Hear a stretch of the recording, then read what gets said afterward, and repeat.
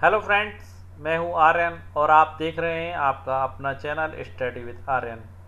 Friends, आज मैं आपके लिए लेकर के आया हूं एनसीईआरटी ज्योग्राफी क्लास 9th के चैप्टर 3 के एमसीक्यूज़। चैप्टर 3 जिसका नाम है अपवाह। दोस्तों, चैप्टर काफ़ी लंबा है, इसलिए इसके एमसीक्यूज़ की श्रृंखला 2 पार्टों में आएगी। पहला पार्ट आज आप लोगों के लिए अवेलेबल है।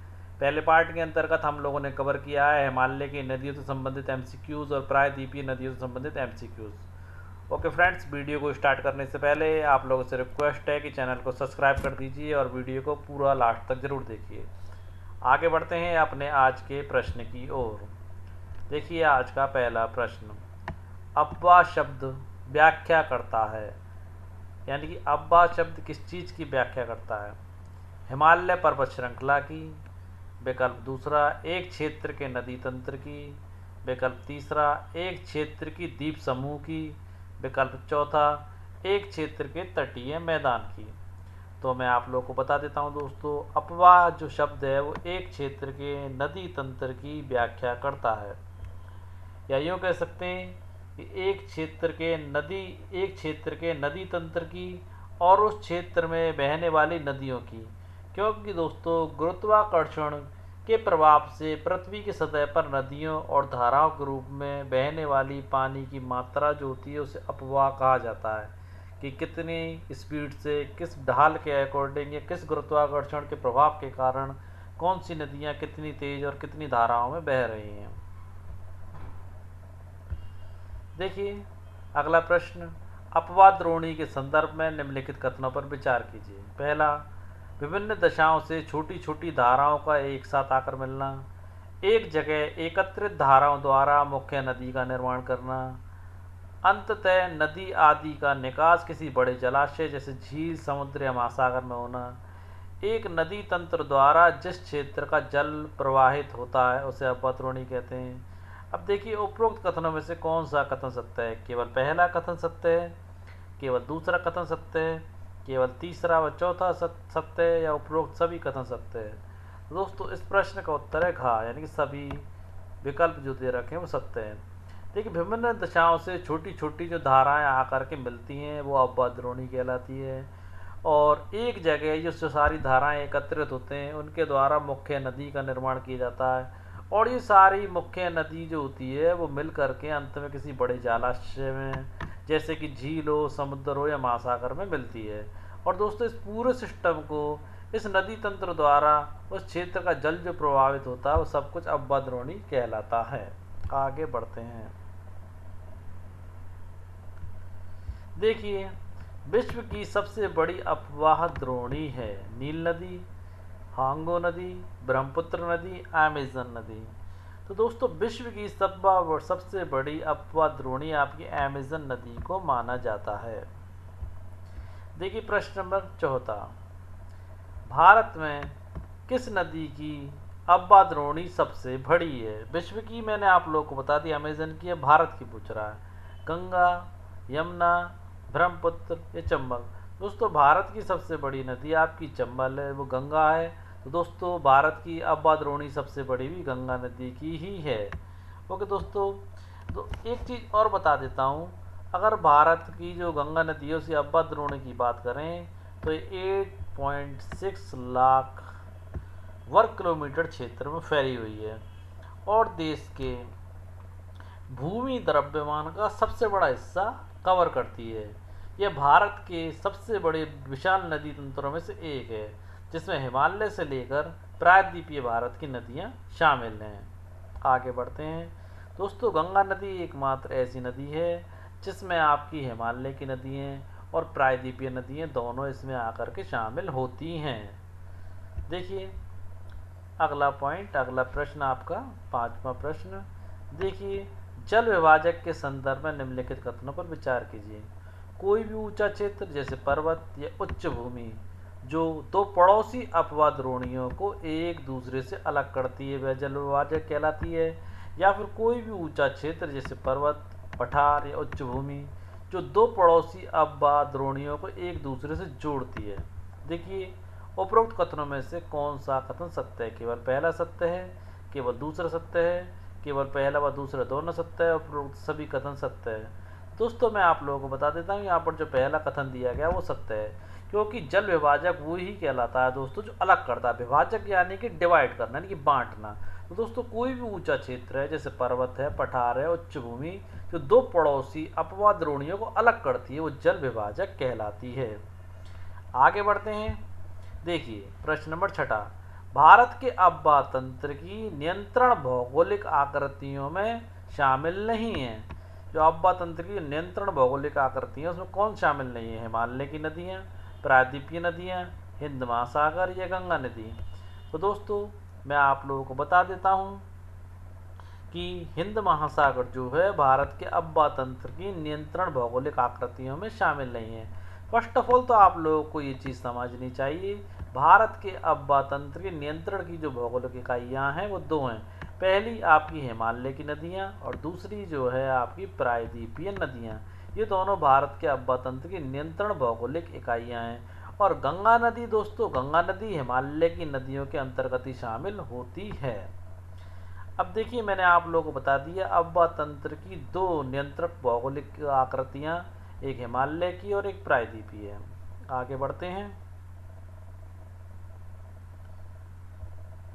देखिए इस बात को दर्शाने के लिए मैंने यहाँ पर चित्र भी लगाया है। हिमालय पर्वत जो है, हिमालय पर्वत से निकलने वाली जितनी भी नदियाँ हैं वो आपकी हिमालय के अंतर्गत आती हैं। जैसे कि मैंने आप लोगों को दो विकल्प बताए, यानी एक तो हिमालय की नदियाँ, दूसरी प्रायद्वीपीय नदियाँ। तो हिमालय से जितनी नदियाँ निकलती हैं वो हिमालय की नदियों के अंतर्गत आती हैं, चाहे वो सिंधु हो, झेलम हो, रावी हो आपकी, या सतलुज हो, या आप कह सकते हैं आपकी गंगा नदी, यमुना नदी, घग्गर नदी। जितनी भी नदियां हैं जो हिमालय से निकलती हैं वो हिमालय नदियों के अंतर्गत आती हैं। अब प्रायद्वीप आपका किस जगह पर है? भारत के निचले हिस्से पर। मैंने आप लोगों को पिछले अध्याय में बताया था प्रायद्वीप है, जो प्रायद्वीपीय पठार का हिस्सा भी है, जो ट्रायंगल स्वरूप है। इसके इस तरफ आपका पश्चिमी तट या पश्चिमी घाट है, और इसके इस तरफ आपका पूर्वी तट या पूर्वी घाट है।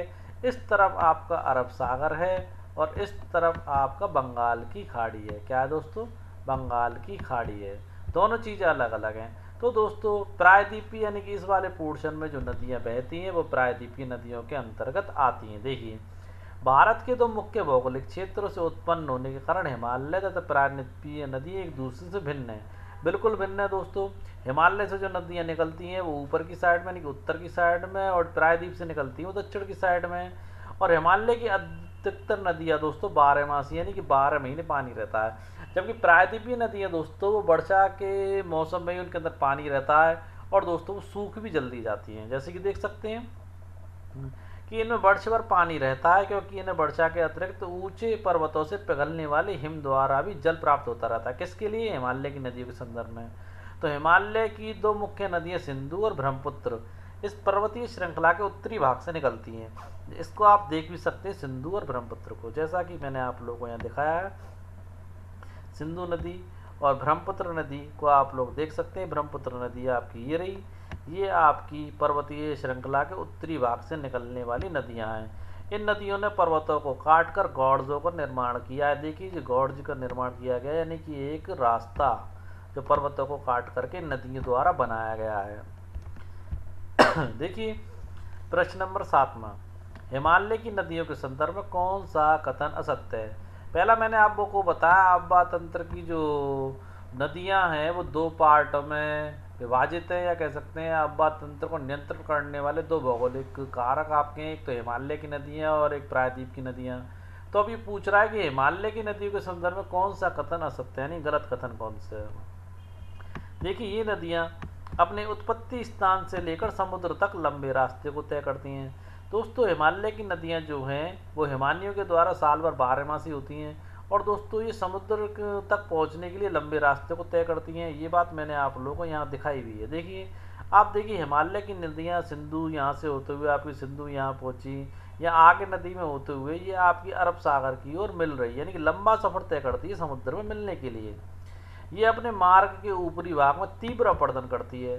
तीव्र अपरदन दोस्तों तेजी से अपने साथ में शिष्ट को, डस्ट को बहा करके ले जाना और बहुत स्पीड में फ्लो होना, तथा अपने साथ भारी मात्रा में सिल्टे बालू का संवहन करना, जो मैंने जस्ट अभी आप लोगों को बताया।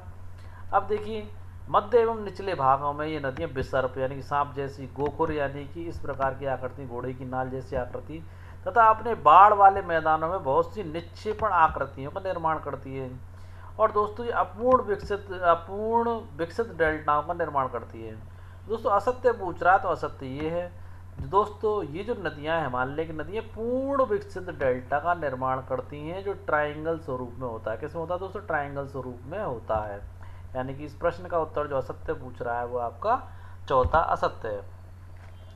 मैंने आप लोगों को बता दिया पूर्ण विकसित डेल्टाओं का निर्माण करती हैं। डेल्टा एक त्रिभुजाकार आकृति वाला मैदानी क्षेत्र होता है जो नदी के मुहाने पर बनता है। ओके दोस्तों, जबकि प्रायद्वीपीय नदियों के बारे में मैं आपको बता दूं, जैसे ऊपर पहला पॉइंट दिया गया है कि लंबा रास्ता तय करती हैं हिमालय की नदियाँ, जबकि दूसरा जो पार्ट है प्रायद्वीपीय नदियाँ दोस्तों मैदानी होती हैं। इनका प्रभाव वर्षा पर निर्भर करता है। शुष्क मौसम में बड़ी नदियों का जल भी घट घट कर आपकी छोटी छोटी धाराओं में ही रह जाता है, यो कहीं की नदियाँ सूख जाती हैं। और दोस्तों हिमालय की नदियों की तुलना में प्रायद्वीपीय नदियाँ छोटी होती हैं और छिछली होती हैं। ओके दोस्तों, आगे बढ़ते हैं अपने अगले प्रश्न की ओर। प्रश्न से पहले और समझाने के लिए मैंने आपको बताया था भारत की भौगोलिक आकृतियाँ बताई थी पिछले अध्याय में। अब भारत की भौगोलिक आकृति थी 6, परंतु भारत के अपवा तंत्र को जो नियंत्रण करने वाले जो 2 कारक हैं वो हैं आपकी एक तो हिमालय की नदियाँ। ओके दोस्तों, कौन सी नदियाँ हैं? हिमालय की नदियाँ। दूसरा आपका है प्रायद्वीपीय नदियाँ। कौन सा दोस्तों? प्रायद्वीपीय नदियाँ। पहला ये है और दूसरा आपकी प्रायद्वीपीय, पठार न होकर के यहाँ हो जाएगा प्रायद्वीपीय नदियाँ। ओके दोस्तों, ये दोनों चीज़ें हैं अपवा तंत्र को नियंत्रण करने वाले कारक जो हैं आपके भौगोलिक कारक।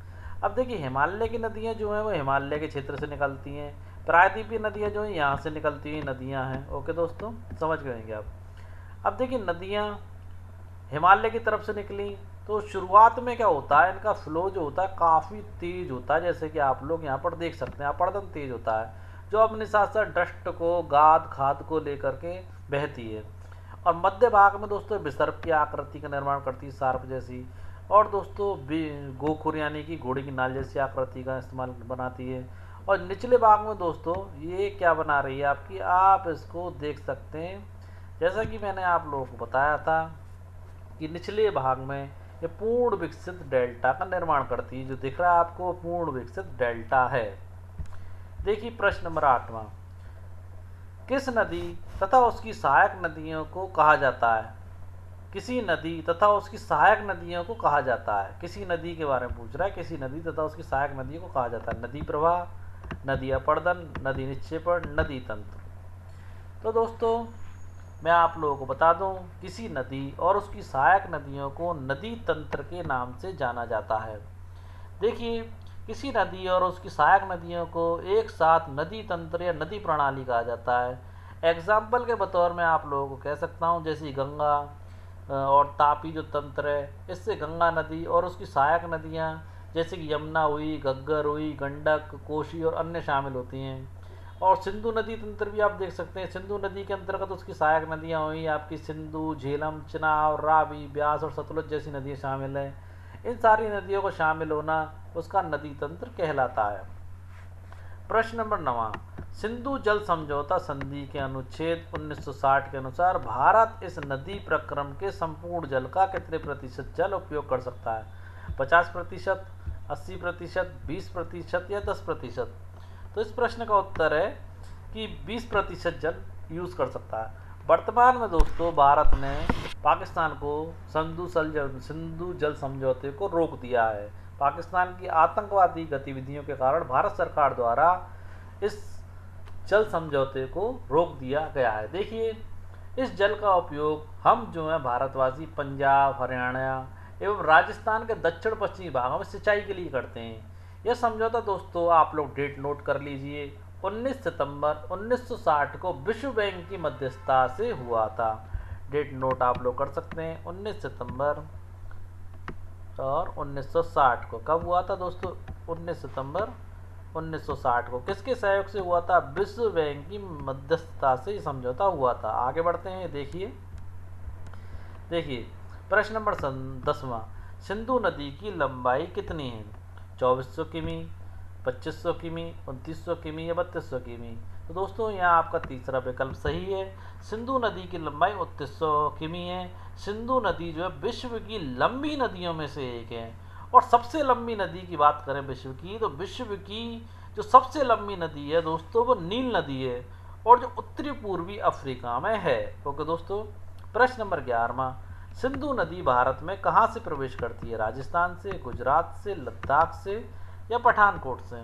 तो सिंधु नदी भारत में दोस्तों लद्दाख से प्रवेश करती है। देखिए, और डिस्क्राइब में मैं आपको समझा देता हूँ। देखिए सिंधु नदी को देखिए आप सबसे पहले। देखिए सिंधु नदी जो भारत में जो प्रवेश कर रही है दोस्तों, सिंधु नदी लद्दाख से प्रवेश कर रही है।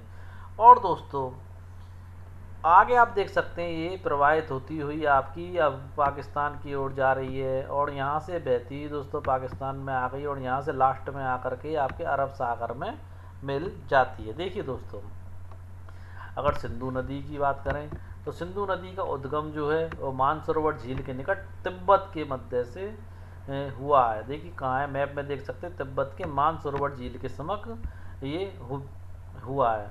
और पश्चिम की ओर बहती हुई यह नदी भारत में लद्दाख से प्रवेश करती है। पश्चिम की ओर यानी कि दोस्तों मैंने आप लोगों को पहले ही बता दिया कि वो इस साइड पश्चिम इस तरफ पड़ता है। पश्चिम की ओर बहती हुई ये भारत के लद्दाख से प्रवेश करती है। इस भाग में यह बहुत ही सुंदर दार्शनिक गॉर्ड्स का निर्माण करती है। इस क्षेत्र में बहुत सी सहायक नदियां हैं इसकी दोस्तों, जैसे जास्कर, नूब्रा, श्योक और हुंजा इस नदी में मिलती हैं। सिंधु नदी दोस्तों पाकिस्तान के बलूचिस्तान और गिलगित में बहते हुए अटकमल पर्वतीय क्षेत्रों से बाहर निकलती है। सतलुज, ब्यास, रावी, चिनाब, झेलम आपस में मिलकर पाकिस्तान में मिठानकोट, गलत लिखा हुआ है दोस्तों, पठानकोट के पास सिंधु नदी में मिल जाती हैं। आप लोग मैप के जरिए भी इस चीज़ को समझ सकते हैं। सिंधु नदी का जो मैदान का ढाल है दोस्तों बहुत स्लो है, यानी कि एकदम वहाँ पर अपर्दन नहीं होता। सिंधु द्रोणी का 1/3 से कुछ अधिक भाग भारत के जम्मू कश्मीर में, लद्दाख में, हिमाचल में और पंजाब में तथा शेष भाग जो है दोस्तों पाकिस्तान में स्थित है। आगे बढ़ते हैं अपने अगले प्रश्न की ओर। देखिए, और डिस्क्राइब करने के लिए मैंने यहाँ पर आपका नक्शा लगाया है। आप भौगोलिक स्थिति से भी नदियों के प्रवाह को समझ सकते हैं। देखिए प्रश्न नंबर 12 जो काफ़ी इम्पोर्टेंट प्रश्न की श्रेणी में आता है। देखिए, नमामि गंगे परियोजना एक एकीकृत संरक्षण मिशन है। इसमें राष्ट्रीय नदी गंगा से संबंधित 2 उद्देश्य थे, उनके बारे में पूछ रहा है। कौन से थे वो? नदी के जल का संग्रहण करना एवं पेयजल के लिए लाइन बिछाना, या फिर प्रदूषण के प्रभाव को कम करना, या उसके संरक्षण और कायाकलाप को पूरा किया जा सके, या फिर विकल्प आपका पहला और दूसरा दोनों सही है, या जो दोनों विकल्प दिए गए हैं वो गलत हैं। तो दोस्तों नमामि गंगे परियोजना के तहत जो 2 उद्देश्य थे वो ये थे कि प्रदूषण के प्रभाव को कम करना और उसके संरक्षण और कायाकलाप को पूरा किया जा सके, यानी कि जो विकल्प दूसरा है वो आपका यहाँ पर सही है। देखिए दोस्तों, इस योजना को 2014 में, कब दोस्तों? 2014 में केंद्र सरकार द्वारा फ्लैगशिप कार्यक्रम के रूप में अनुमोदित किया गया था, जिसका बजट परिव्यय 20,000 करोड़ रुपए है। आगे बढ़ते हैं। देखिए प्रश्न नंबर 13, गंगा नदी तंत्र के संदर्भ में निम्नलिखित में से कौन सा कथन असत्य है? गंगा की मुख्य धारा भागीरथी गंगोत्री हिमानी से निकलती है, यह असत्य है। या अलकनंदा उत्तराखंड के देवप्रयाग में इससे मिलती है, यह असत्य है। या फिर उत्तर प्रदेश के पास गंगा पर्वतीय भाग को छोड़कर मैदानी भागों में प्रवेश करती है, यह असत्य है। या उपरोक्त सभी असत्य हैं।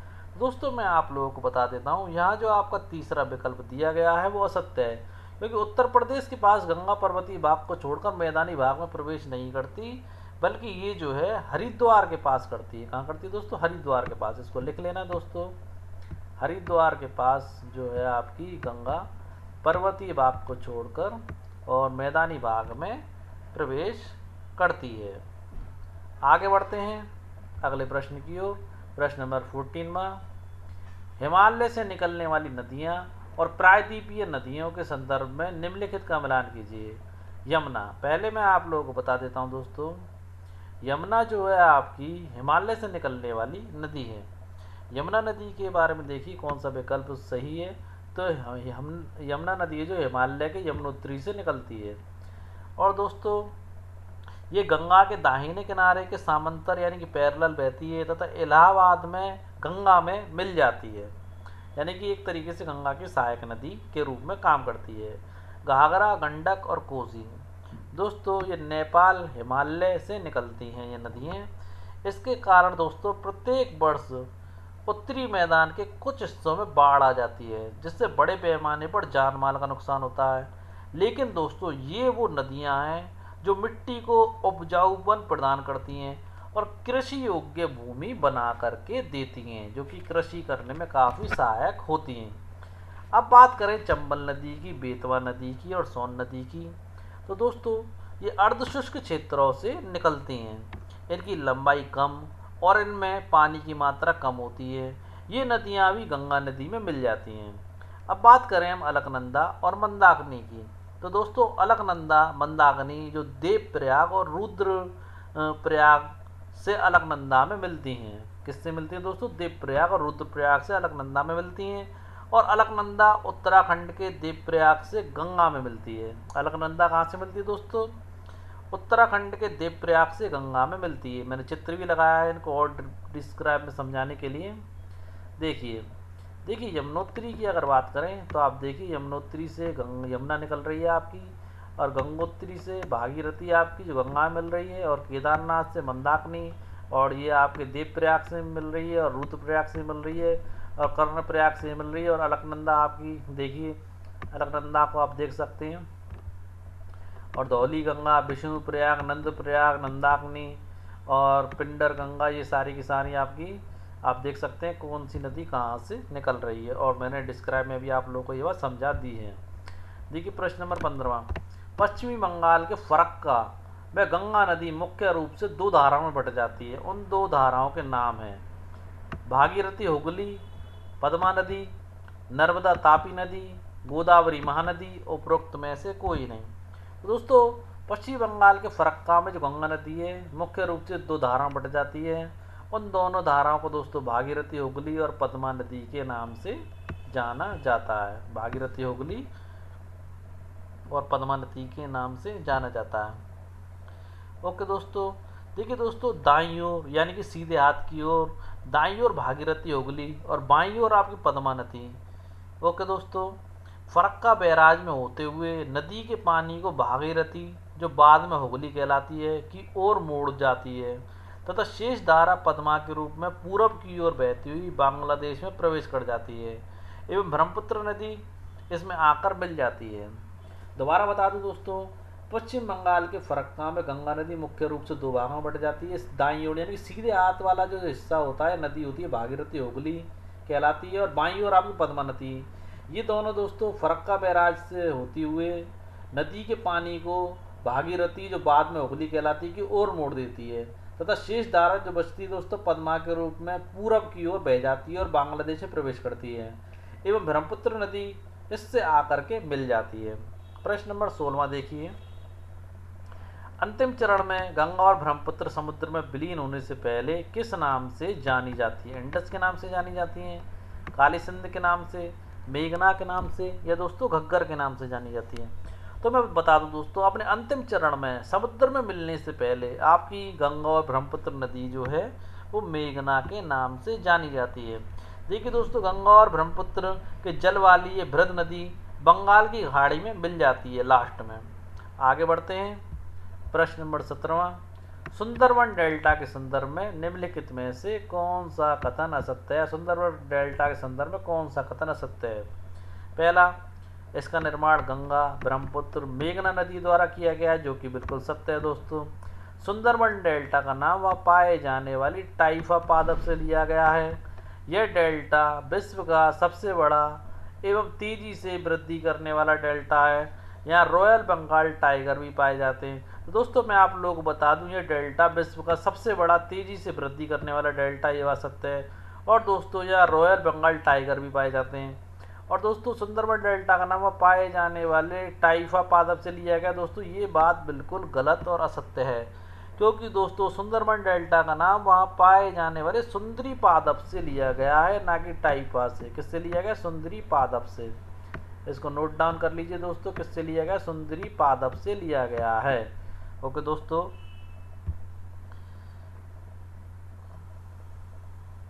एक बात और बता दूं दोस्तों ये जो आपकी नदियाँ हैं गंगा, ब्रह्मपुत्र, मेघना, ये नदियाँ बंगाल की खाड़ी में मिलकर दुनिया का सबसे बड़ा नदी डेल्टा बनाती हैं। और दोस्तों ये भारत के पश्चिम बंगाल राज्य के दक्षिणी भाग में तथा बांग्लादेश में फैला हुआ है सुंदरबन डेल्टा जो है आपका।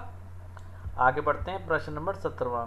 देखिए, ब्रह्मपुत्र नदी तंत्र के संदर्भ में निम्नलिखित कथनों पर विचार कीजिए। ब्रह्मपुत्र नदी तिब्बत की मानसरोवर झील, देखिए जैसे कि मैंने ये बता दिया आपकी मानसरोवर झील के पूर्व तथा सिंधु एवं सतलुज के स्रोतों के काफ़ी नज़दीक से निकलती है, जो बिल्कुल सत्य दिख रहा है मैप के अकॉर्डिंग, और सत्य भी है।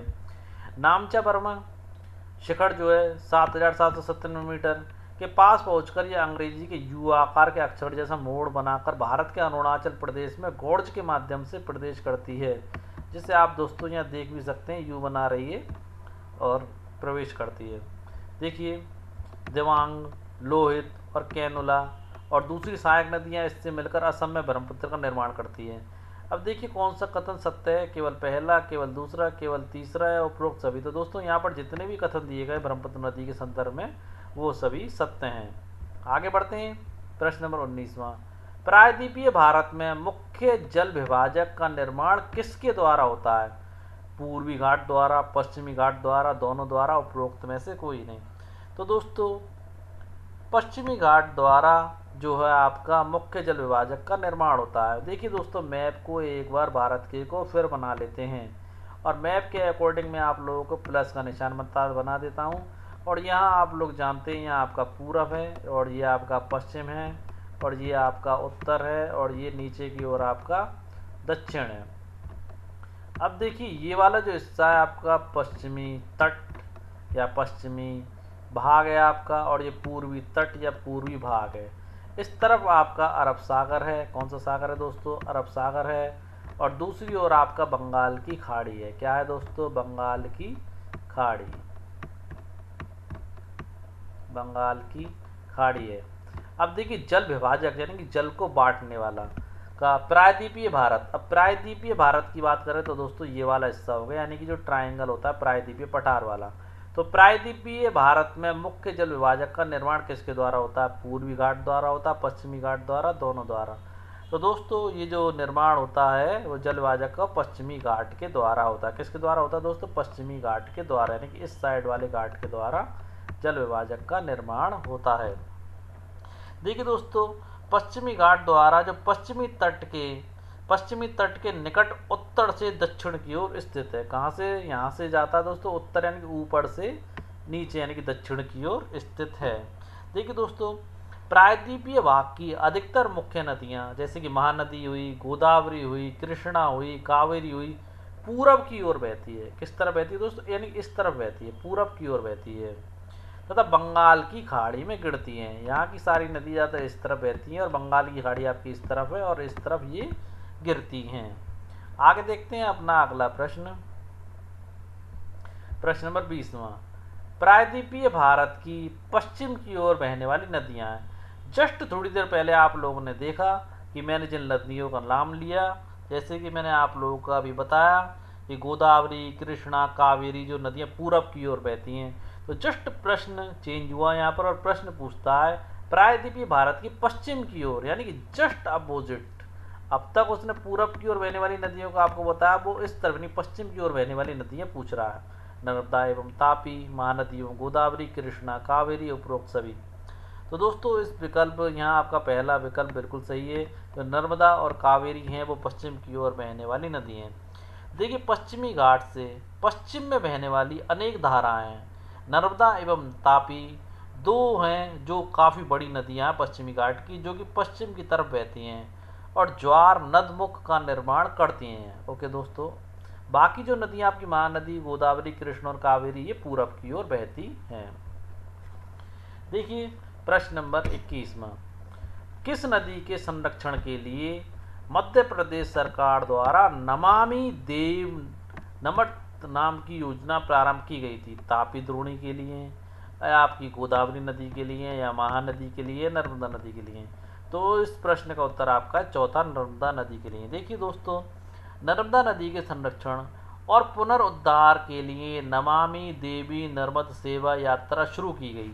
जो आपकी कब शुरू की गई दोस्तों? डेट लिख सकते हैं आप, 11 दिसंबर 2016 को। कब शुरू गई? 11 दिसंबर 2016 से यात्रा शुरू की गई और ये यात्रा अमरकंटक से शुरू हुई थी और अमरकंटक से शुरू होकर के ये आपकी 15 मई 2017 को समाप्त हुई। कब समाप्त हुई दोस्तों? 15 मई 2017 को ये यात्रा आपकी समाप्त हुई थी। दोनों डेट आप लोग नोट डाउन कर लेना। आगे बढ़ते हैं। देखिए देखिए नर्मदा नदी का उद्गम जो है मध्य प्रदेश के अमरकंटक पहाड़ी के निकट है। यह पश्चिम की ओर एक भ्रंश में बहती है। देखिए नर्मदा नदी मैंने आपको पहले भी दिखाई थी और देखिए ये आप देख सकते हैं। देखिए समुद्र तक पहुंचने के क्रम में यह नदी बहुत से दर्शनीय स्थलों का निर्माण करती है। जबलपुर के निकट संगमरमर के शैलों में यह नदी गहरे गार्ज में से बहती है, जहाँ यह नदी तीव्र ढाल से गिरती है या धुआंधार प्रपात का निर्माण करती है। जल प्रपात, जल के जो झरने गिरते हैं वो जल प्रपात कहलाते हैं। देखिए नर्मदा की सभी सहायक नदियाँ बहुत छोटी हैं। इनमें से अधिकतर समकोण पर मुख्य धारा से मिलती है। समकोण यानी कि आपकी 90 डिग्री के एंगल पर मिलती हैं। नर्मदा द्रोणी मध्य प्रदेश और गुजरात के कुछ भागों में विस्तृत रूप से फैली हुई है। मैप में भी आप लोग देख सकते हैं। देखिए आगे बढ़ते हैं। प्रश्न नंबर 22वां, उन राज्यों के नाम बताते हुए सुमेल कीजिए जहां ये नदियां बहती हैं। देखिए तापी नदी किस राज्य में बहती है? ओके दोस्तों, किसके बारे में पूछ रहा है? तापी नदी। तो दोस्तों मैं आप लोगों को बता दूं, तापी नदी आपकी मध्य प्रदेश, महाराष्ट्र और गुजरात राज्य से होकर के बहती है। अब बात करें दोस्तों साबरमती नदी की। साबरमती किस राज्य से होकर के बहती है? तो दोस्तों साबरमती नदी यानी कि राजस्थान और गुजरात राज्यों में बहती है। अब माही नदी की बात करें तो माही नदी आपकी मध्य प्रदेश, राजस्थान और गुजरात राज्य से होकर के बहती है। अब देखिए भारतपुंजा और पेरियार नदी कहाँ से बहती है? तो दोस्तों ये आपकी यहाँ जो ऑप्शन टाइप होने से रह गया है शायद, तो दोस्तों मैं आप लोग बता दूँ, भारतपुंजा और पेरियार नदी आपकी केरल राज्य में बहती है। ये पश्चिमी घाट से निकलती है और पूरी तरह से केरल राज्य के भीतर ही अरब सागर में मिल जाती है। ओके फ्रेंड्स, आगे बढ़ते हैं अपने अगले प्रश्न की ओर। उससे पहले तापी नदी के संदर्भ में कुछ इंपॉर्टेंट चीज़ें और देख लेते हैं। तापी नदी मैंने मैप में बता दी है, ये रही आपकी तापी नदी। इसका उद्गम कहाँ से हो रहा है दोस्तों? मध्य प्रदेश के बैतूल जिले में सतपुड़ा की श्रृंखलाओं से हो रहा है। यह भी नर्मदा के समांतर की पैरेलल एक भ्रंश घाटी में बहती है, लेकिन इसकी लंबाई बहुत कम है। इसकी द्रोणी जो है दोस्तों मध्य प्रदेश, गुजरात और महाराष्ट्र राज्य में अरब सागर तथा पश्चिमी घाट के बीच का तटीय मैदान बहुत अधिक संकीर्ण यानी कि सिकुड़ा हुआ है, इसलिए तटीय नदियों की लंबाई बहुत कम है। पश्चिम की ओर बहने वाली मुख्य नदियाँ आपकी साबरमती, माही, भारतपुंजा और पेरियार है। और दोस्तों उन राज्यों का नाम मैंने आप लोगों को बता ही दिया ऑप्शन के जरिए कि वो कहाँ कहाँ बहती हैं। अब देखिए प्रश्न नंबर 23वां, भारत की सबसे बड़ी प्रायद्वीपीय नदी है जिसे दक्षिण गंगा भी कहा जाता है? गोदावरी, महानदी, कृष्णा या कावेरी? तो दोस्तों गोदावरी नदी जो है आपकी भारत की सबसे बड़ी प्रायद्वीपीय नदी है और इसे दक्षिण की गंगा या दक्षिण गंगा भी कहा जाता है। एवं प्रायद्वीपीय नदियों में इसका अपवाह तंत्र भी सबसे बड़ा है। नोट डाउन कर लेना दोस्तों, प्रायद्वीपीय नदियों में सबसे बड़ा अपवाह तंत्र आपकी गोदावरी नदी का है। वे बड़े आकार और विस्तार के कारण इसे दक्षिण गंगा के नाम से भी जाना जाता है। और कुछ इंपॉर्टेंट पॉइंट दोस्तों गोदावरी नदी के संदर्भ में देखते हैं। देखिए ये महाराष्ट्र के नासिक जिले के पश्चिमी घाट की ढालों से निकलती है। इसकी लंबाई 1500 किमी है। ये बहकर बंगाल की खाड़ी में गिरती है। किस तरफ गिरती है दोस्तों? बंगाल की खाड़ी में गिरती है गोदावरी नदी। और देखिए इसकी द्रोणी, महाराष्ट्र नदी द्रोणी का 50% भाग मध्य प्रदेश, उड़ीसा तथा आंध्र प्रदेश में स्थित है। गोदावरी में दोस्तों अनेक सहायक नदियाँ मिलती हैं जैसे पूर्णा, बड़दा, प्रेनिहता, मंजरा, वेनगंगा और पेनगंगा। इनमें से अंतिम तीनों सहायक नदियाँ बहुत बड़ी मानी जाती हैं। कौन कौन सी? वेनगंगा, पेनगंगा और मंजरा। ओके दोस्तों, आगे बढ़ते हैं प्रश्न नंबर 24 में की ओर। भारत का दूसरा सबसे बड़ा जलप्रपात कौन सी नदी द्वारा बनाया जाता है? इस प्रश्न से पहले दोस्तों एक प्रश्न और करेंगे 25वां, भारत का सबसे बड़ा जलप्रपात कौन सा है? पहले दोस्तों सबसे बड़े जलप्रपात की बात करें, शिव सुंदरम है या आपका जोंग जलप्रपात है या कुंचिकल जलप्रपात है या नोहकलिकाई जलप्रपात है? तो दोस्तों भारत का सबसे बड़ा जलप्रपात जो आपका है कुंचिकल जलप्रपात। ओके दोस्तों, अब बात करें दोस्तों हम भारत का दूसरा सबसे बड़ा जलप्रपात कौन सी नदी द्वारा बनाया जाता है? तो मैं आप लोगों को बता दूं कृष्णा नदी द्वारा बनाया जाता है, कावेरी नदी द्वारा या महानदी या गोदावरी द्वारा। तो दोस्तों मैं आप लोगों को बता देता हूँ, भारत का दूसरा सबसे बड़ा जलप्रपात आपका कावेरी नदी के द्वारा बनाया जाता है। इसे दोस्तों शिव सुंदरम के नाम से भी जाना जाता है। इस प्रपात द्वारा उत्पादित विद्युत यानी कि बिजली जो है मैसूर में, बेंगलोर में और दोस्तों कोलार सोन क्षेत्र जो है उसको बिजली प्रदान की जाती है। आगे बढ़ते हैं अगले प्रश्न की ओर। देखिए दोस्तों, आज का अंतिम प्रश्न है दोस्तों अपना इस पार्ट का। इसी अपवाह तंत्र का दूसरा पार्ट आप लोगों को जल्द मिल जाएगा। पृथ्वी पर उपलब्ध जल के संदर्भ में निम्नलिखित में से कौन सा कथन असत्य है? पृथ्वी के धरातल पर 71% जल जो है 71% भाग जो है वो जल से ढका हुआ है, ये बात सत्य है दोस्तों, जो कि बिल्कुल सत्य है। पहले भी मैं आप लोगों को क्लास 8th में ये बात बता चुका हूँ, क्लास 8th के अध्यायों में। पृथ्वी पर 97% जल लवणीय हैं यानी खारे पानी से युक्त है। केवल 3% जल ही स्वच्छ जल के रूप में उपलब्ध है। बिल्कुल दोस्तों, स्वच्छ जल 2/4 भाग हिमानी के रूप में यानी कि बर्फ़ से ढका हुआ है। तो दोस्तों 2/4 यहाँ पर गलत दिया गया है।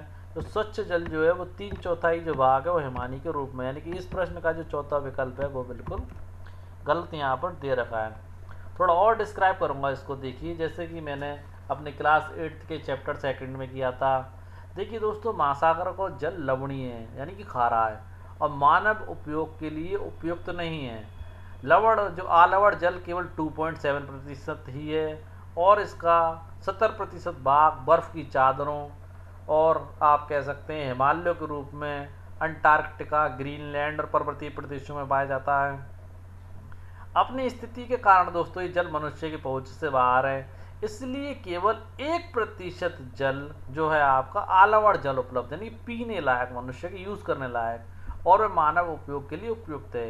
ये जल दोस्तों नदियों, झीलों में पृष्ठीय जल के रूप में पाया जाता है तथा वायुमंडल में जल वाष्प के रूप में भी ये जल पाया जाता है। दोस्तों आज की हमारी वीडियो आप लोगों को कैसी लगी कमेंट में ज़रूर बताएं और दोस्तों चैनल को सब्सक्राइब करना बिल्कुल ना भूलें, क्योंकि हमारा चैनल इंडिया का एकमात्र ऐसा चैनल है जो यूपीएससी आईएएस के लिए आपको एनसीईआरटी कंटेंट हिंदी में अवेलेबल करवाता है। ओके दोस्तों, कल फिर मिलते हैं दोस्तों अपनी एक नई वीडियो के साथ। तब तक के लिए जय हिंद दोस्तों।